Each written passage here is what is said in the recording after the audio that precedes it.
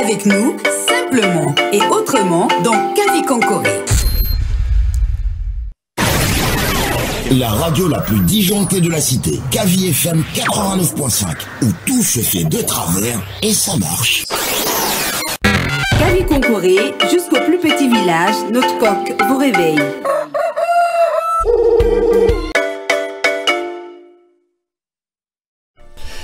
Dernier virage de cette matinale qui vous parvient du lundi au vendredi de 6h45 à 8h30. Mesdames et messieurs, les 30 minutes sont réservées à nos invités et à un thème du jour. Notre invité est sur ce plateau. Mesdames et messieurs, on parle d'éducation ce matin. On va dire bonjour à monsieur Gonona Saromou Chérif. Bonne arrivée. Merci. Bonjour à monsieur Chérif, ouais. Papus. Voilà. Et on attendait cette voix radiophonique que j'ai toujours entendue. Merci de nous faire plaisir en venant ce matin nous rejoindre. Vous êtes professeur d'anglais au lycée français de Conakry. Comment ça se passe déjà? Les cours vont bien? Ben, les cours vont bien. On est en vacances. En congé de la Toussaint, on reprend le 6. En parlant de vacances, on va souhaiter un bon retour à un de nos vacanciers qui était dans nos murs. Et je lui souhaite surtout bon retour. Et un bon escale du côté du Mali. Merci. Allez, parlons justement du système français et du système, on va dire, national chez nous. On va dire... On ne va pas vous demander quel système vous préférez, mais est-ce qu'on peut aujourd'hui encourager des parents à aller vers ce système-là ou plutôt que de rester dans notre système? Ben, le système français a plus d'avantages parce qu'on ne pousse pas les enfants à aller à l'échec. On les amène à s'être utiles après leur formation du secondaire. Par exemple, on fait le point des enfants à problème, c'est-à-dire qui sont en difficulté. On les accompagne par des projets qu'on appelle accompagnement personnalisé, qui permet à l'enfant de refaire encore, de le mettre à niveau afin de pouvoir continuer dans le système. Et si nous voyons qu'à partir de la 3e, qu'on appelle 10e en Guinée, que l'enfant n'a vraiment pas le niveau acquis, on l'oriente en section technique. Là, comme ça, dans son cursus, il peut aller faire une formation professionnelle qui peut l'aider demain dans la vie active. Voilà un peu. On fait tout pour que l'enfant soit prêt à aller de l'avant. Et on ne fait pas avec, hein, comme on le fait dans certaines écoles chez nous, pour dire, bon, si ça va pas... C'est complètement différent. Voilà, pour dire, si ça va pas, peut-être demain, ça va à l'autre côté. Non, c'est pas comme ça. Le système français, on vous dit, si ça va pas, on le ramène. On le ramène, on le réoriente et qu'il puisse être utile après ses études. Bien, c'est là toute la différence. Mesdames et messieurs, moi j'ai posé une question avant de rentrer dans le vif du sujet, puisqu'on va parler concours d'accès à la fonction publique. Le lycée français, ici à Kipé, ça crée beaucoup d'embouteillages. Je sais que vous n'êtes pas le responsable, mais il faudra en toucher un mot au responsable. Ben, c'est pas à moi de régler ce problème, mais peut-être que sous peu de temps, vous serez satisfait parce qu'on a délocalisé le primaire qui est dans une partie de l'ancienne cour de la direction de l'hydraulique qu'on vient de terminer. Certains sont en train de déménager, sont en phase de déménagement. Et après, le reste du groupe s'instaurera là-bas et la voie sera libre pour vous. Voilà, pour le bonheur des automobilistes, pourquoi pas. Alors, nous allons rentrer dans le vif du sujet. Vous êtes professeur d'anglais, mais également vous êtes imprégné de l'actualité éducative.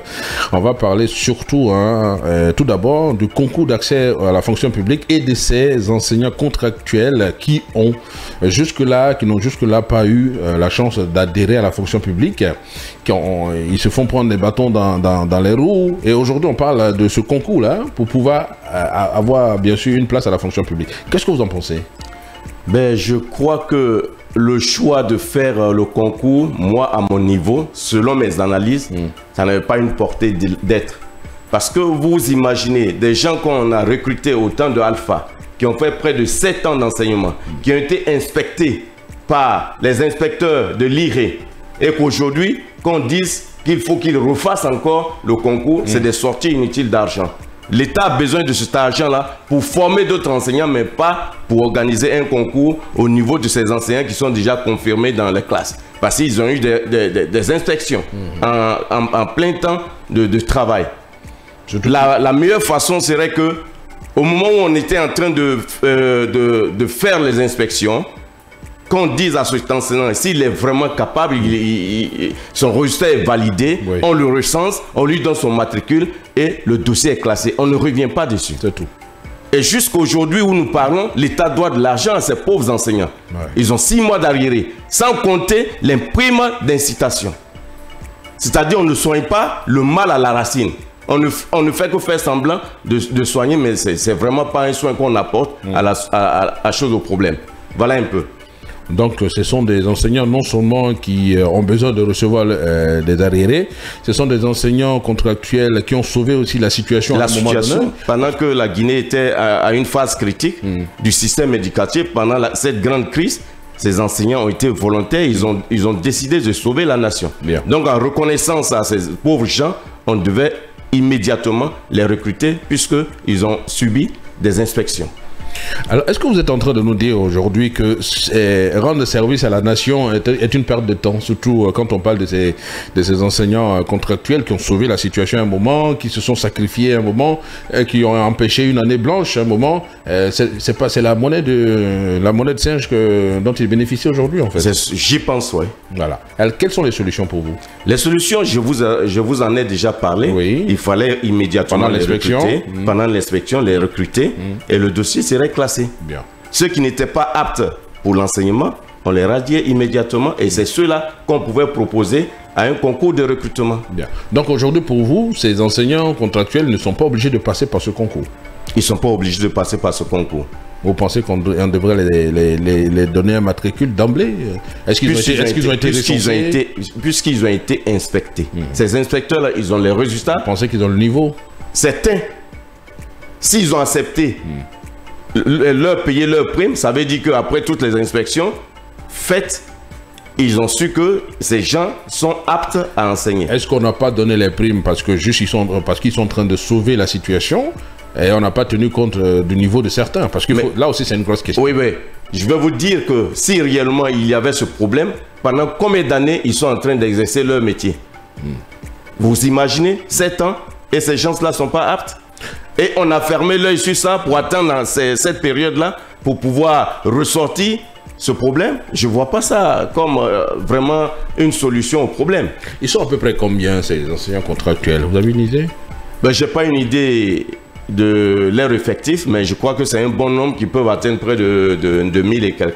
Est-ce que passer par le concours national ne serait pas aussi une bonne chose? Parce que ce serait l'occasion d'évaluer le niveau. Le concours est bien parce que parmi certains, d'autres n'ont pas le niveau. On est d'accord. Parce qu'après l'authentification des diplômes, il y a eu des gens qui avaient des faux diplômes qu'on a pris pêle-mêle. Et c'est ces gens-là, normalement, le département du MEPUA devait faire un point de presse, surtout celui de la fonction publique devait faire un point de presse pour dire à la nation, voilà des enseignants dont les non-suivants qui ne sont pas aptes à pouvoir rester dans le système parce qu'ils n'ont pas le niveau et parce qu'ils n'ont pas un diplôme fiable.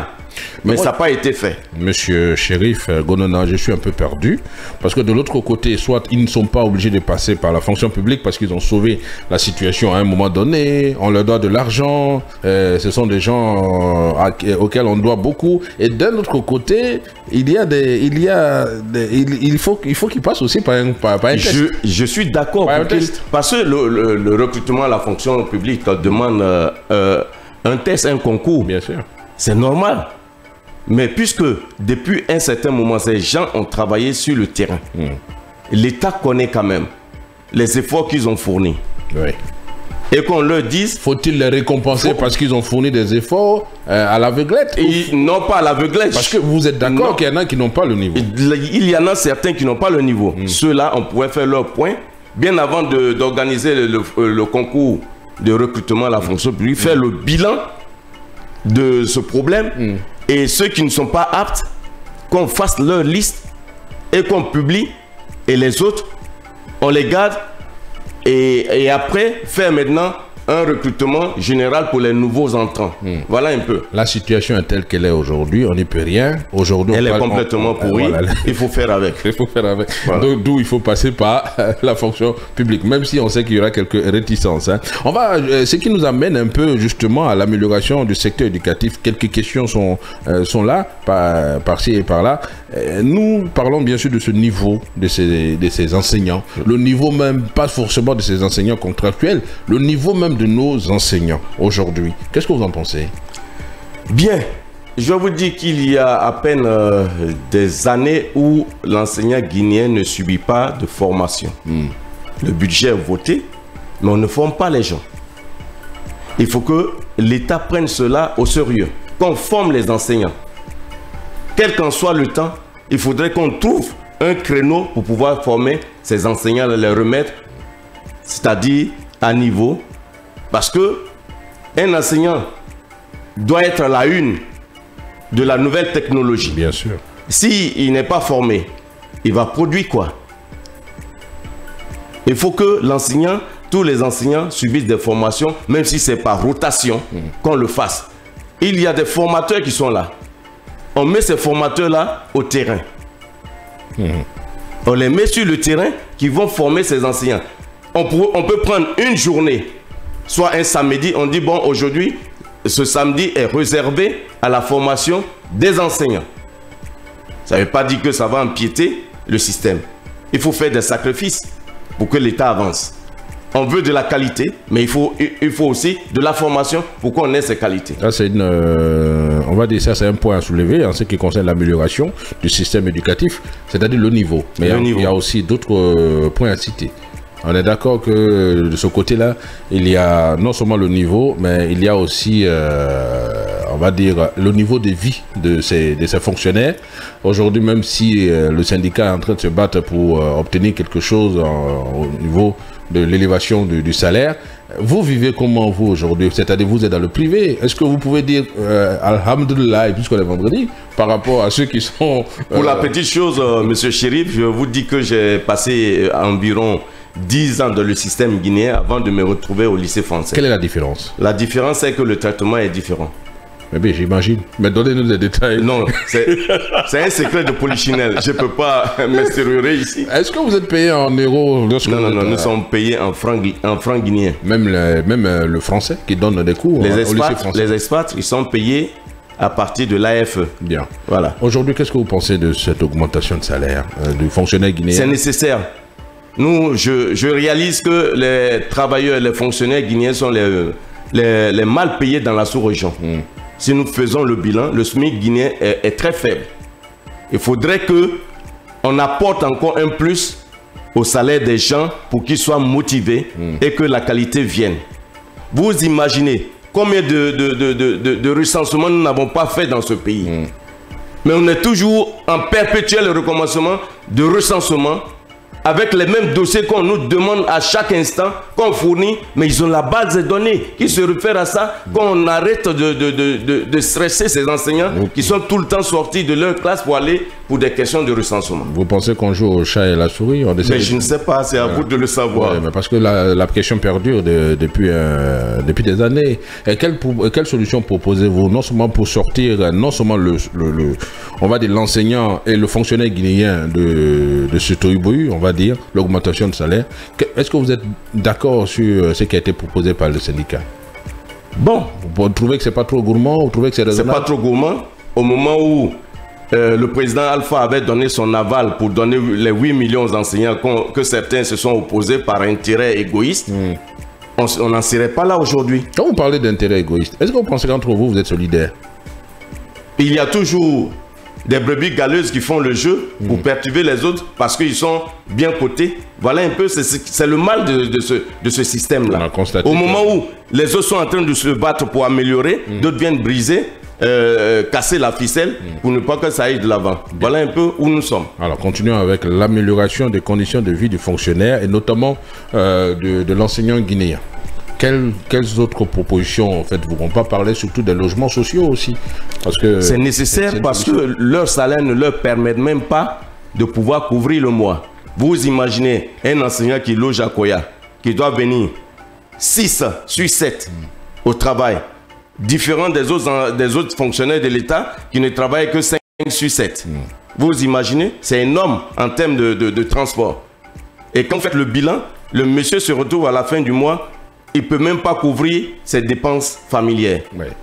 Parmi les fonctionnaires, parce qu'il y a quelqu'un qui m'a posé cette question, parmi les fonctionnaires guinéens, est-ce que vous êtes d'accord quand on dit que le policier et l'enseignant sont les plus malheureux? L'enseignant n'est pas malheureux. En termes de traitement? En termes de traitement, oui. Je suis d'accord que ce soit les mal payés, l'enseignant et le policier. Ouais. D'accord. On va partir avec quelques... Pourquoi pas donner le numéro, parce que certainement, il y en a qui vont essayer de vous poser des questions. Nous avons le 612 89 5 89 5 ou le 629 95 67 67. Je reprends le 612 89 5 89 5 ou le 629 95 67 67.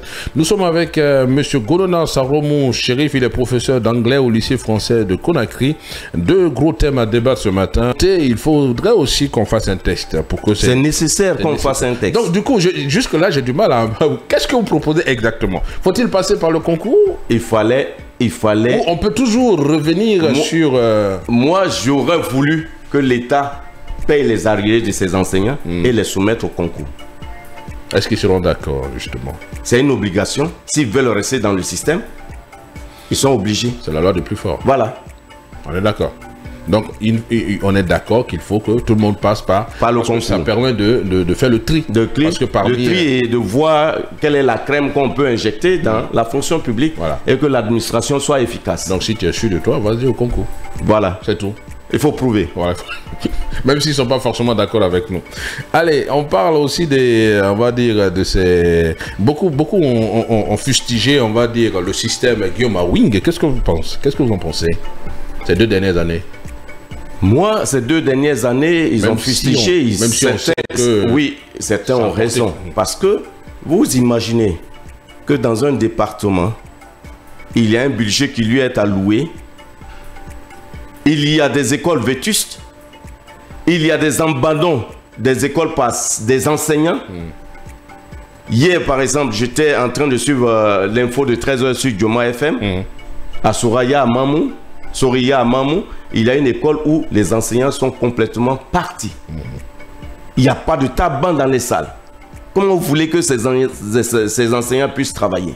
S'il n'y a pas de conditions adéquates créées pour améliorer la tâche qui leur sont allouées, mais je crois que c'est un peu difficile.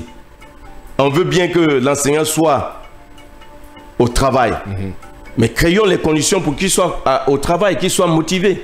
Mais vous allez dans un environnement qui n'est pas sain. Vous travaillez comment? Même les enfants qui y viennent, ils ne sont pas à l'aise. Voilà un peu. On ne construit pas. Images, lorsque Guillaume Awing avait pris son bâton de pèlerin pour aller un peu sillonner à l'intérieur du pays, on a vu ces images et ça nous a vraiment écœuré, c'est vrai. Mais aujourd'hui, est-ce qu'on peut dire que Guillaume Awing a amélioré le système éducatif en ce qui concerne en termes de résultats? En termes de résultats, il est en voie d'améliorer les résultats, les résultats des examens. Parce que après les années passées, les 2 années pendant lesquelles il a exercé sa fonction, vraiment il y a eu une nette amélioration. On a tiré sur lui à boulet rouge au départ. D'accord, mais c'était dû au fait qu'il y a eu une crise éducative qui ne disait pas son nom. Après, quand il a pris son bâton de pèlerin, il a mis le train en marche et c'est en train de prendre l'huile. Donc il faut l'encourager. Mais de l'autre côté, il faudrait qu'il s'investisse par rapport à la création ou à la formation et à l'amélioration surtout de la qualité du système éducatif. C'est important. Oui, cet argent qu'on a pris pour dire, bon, on va mettre des caméras dans les salles d'examen, est-ce que ces caméras-là ont été utilisées? Nous les avons vues. Ça n'a pas été le cas. On n'a pas fait le point dessus. Ça a été une sortie inutile d'argent. On pourrait prendre cet argent et procéder à la formation des enseignants ou améliorer le salaire des enseignants. Le monsieur essaie de moderniser les choses. Il faut l'encourager. Oui, je n'en dis combien pas. À chaque fois qu'on sort un peu d'argent pour essayer de moderniser, on dit on aurait dû mettre ça quelque part. Quand on veut moderniser, quand on n'a pas les preuves sous les yeux...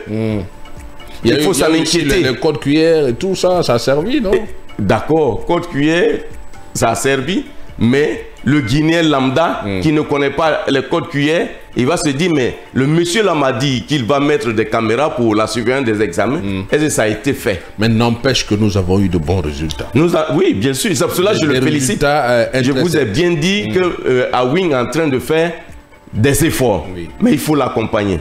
De l'autre côté aussi, il faudrait qu'il continue à redoubler d'efforts pour que les infrastructures et le personnel enseignant soit augmenté. Parce qu'on a un manque criard d'enseignants en République de Guinée. Quand vous allez à l'intérieur, il n'y a même pas d'enseignants. C'est des contractuels. Que pensez-vous, après ces 2 années de Guillaume Awing à la tête de ce département, du niveau aujourd'hui de nos élèves, de nos enfants? Je vous dis que le niveau est en train de s'améliorer. Il faut continuer. Il faut continuer à serrer. À serrer. Il n'est pas encore parfait. D'où sortir de l'argent pour mettre des caméras? Pas du tout. Il faut plus faire des formations. Comment vous voulez qu'on serre ces enfants si on ne met pas ce qu'il faut pour les surveiller? Mais hier, il n'y avait pas de caméra, mais le système se passait bien. Mais ça trichait beaucoup. Mais ça dépend de qui. Il y avait de vrais, on va dire MacGyver. Hein. Quoi qu'on fasse, ils avaient une façon de copier. Aujourd'hui, c'est un système, c'est cette mauvaise habitude qu'on est en train d'éviter. Oui, mais vous savez pourquoi? On a touché tout à l'heure à la gangrène même du système. C'est le mauvais traitement, la mauvaise condition de vie des enseignants qui les poussent à accompagner les externes à tricher. Mais si on améliore les conditions de vie des enseignants, je crois que tout ça va prendre fin. Bien. Et nous serons les meilleurs dans la sous-région. Je vous dis qu'en 80 et jusqu'à 86, les meilleurs enseignants en Côte d'Ivoire, c'était des étrangers, d'où faisait partie une masse considérable de ressortissants guinéens. Pourquoi ne pas ramener encore ce même système chez nous? Bien. On a des doyens qui sont à la retraite, qui sont pédants, mais ils sont à la retraite. On peut les mettre comme des conseillers au niveau des IRE et qui apportent un plus à la qualité du système. Bien sûr. Alors, une question, on va parler de ces élèves et on va dire, il y a la pratique et il y a l'oral. Est-ce que vous pensez aujourd'hui qu'on devrait instaurer l'oral aujourd'hui dans nos écoles? L'oral à quel niveau? C'est-à-dire au niveau des classes d'examen, par exemple. Oui, mais les classes d'examen, on peut instaurer l'oral. Mais il ne s'agit pas seulement d'écrire pour écrire. Il ne suffit pas d'écrire. Je suis d'accord avec toi. Mais faut-il faire l'oral des langues? Parce qu'on enseigne les langues. Il ne faut pas faire juste l'oral pour faire l'oral. En français, par exemple. En français, je suis d'accord. Et dans ce cas, il faut faire 2 bacs. C'est-à-dire, quand on fait les examens, on publie ceux qui sont officiellement admis et on reprend l'oral au niveau des admissibles. Pour voir s'ils peuvent réellement remonter la pente. Justement. Voilà. Est-ce que vous pensez que c'est une bonne solution? C'est une bonne solution pour pouvoir améliorer le pourcentage d'admis. C'est ce qui se fait dans le système français? Au niveau du système français, quand l'enfant est admissible, il va au rattrapage. Parce qu'il n'est pas forcément bon dans tous les secteurs, même s'il est admis. Hein. Oui, il va au rattrapage. Et au rattrapage, il y a aussi l'oral. Voilà un peu. Donc, vous pensez que l'oral aujourd'hui aiderait nos enfants, même si on a vu les premiers de la République, c'est nécessaire. Ils se sont très bien exprimés, que ce soit en sciences exactes, en sciences expérimentales ou en français. Les premiers de la République nous ont prouvé vraiment qu'ils avaient l'oral. Voilà. Mais est-ce que vous pensez que ce serait bien ce serait bien aussi de donner encore une seconde chance à ceux qui avaient la volonté de pouvoir mieux faire, peut-être qui ont raté quelque part, parce qu'ils n'étaient pas très sûrs d'eux, n'étaient pas concentrés, afin de les amener à rejoindre le groupe. Monsieur Gonana Saromou Chérif, professeur d'anglais au lycée français de Conakry, nous avons survolé un peu brièvement en quelques minutes le concours de recrutement. Est-ce que les enseignants contractuels sont obligés de passer par là? On a retenu qu'il faudrait qu'ils passent par là. Il faudrait qu'ils passent, c'est nécessaire. Globalement.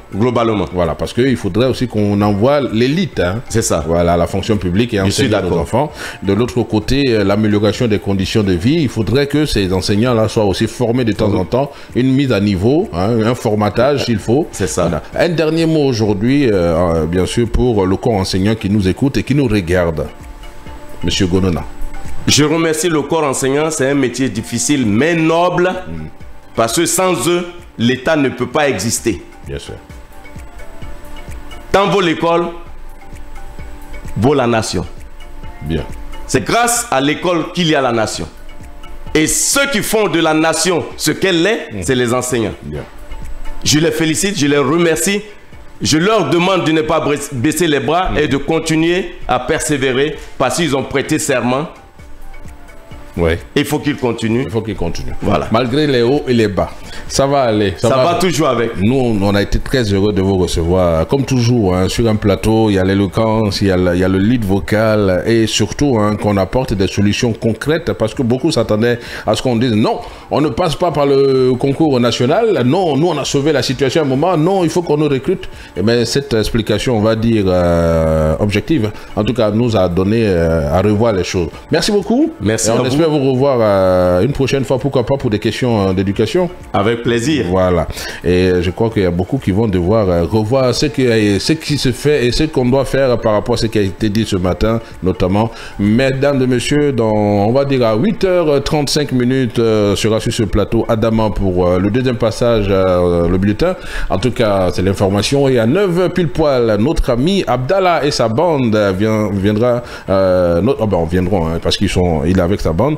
Ils viendront passer au peigne fin, on va dire, l'actualité d'ici et d'ailleurs. Ça s'appelle le scanner, mesdames et messieurs. C'était Chéri Papus Gono, l'enfant de Zorvepo, le perroquet du Monimba, le shérif. Ça, c'est pour ceux qui sont à la radio. Vous êtes sur la bande FM, la 89.5, c'est Kavi FM. On se retrouve la semaine prochaine pour un autre numéro de la matinale. D'ici là, on se retrouve, quant à moi, demain samedi, sur la même bande FM, la 89.5, pour votre émission Kavi Weekend. Où est-ce que vous allez ce soir? Avec qui sortez-vous ce soir? Combien allez-vous gaspiller ce soir? Si vous n'avez pas des copains et des copines, eh bien, je m'en charge pendant 1h30, de 20h à 21h30. Nous ont accompagnés du côté de la technique radio Mamadou Diallo. À la télé, il y avait Vaba Kouevogué et Robert Kourouma. Et merci sous l'œil vigilant de notre directeur national, on ne va pas dire d'ici, parce que c'est l'homme qui maîtrise ce qu'il sait faire. Merci, passez un bon week-end. N'abusez pas trop de ce que vous faites, parce que je ne veux pas rentrer dans les détails. Que Dieu vous veille sur vous. On va se dire au revoir avec un tout dernier. C'est de la bonne musique. Le temps de recevoir la rédaction politique. Au revoir. Kavi Konkoré, jusqu'au plus petit village, notre coq vous réveille.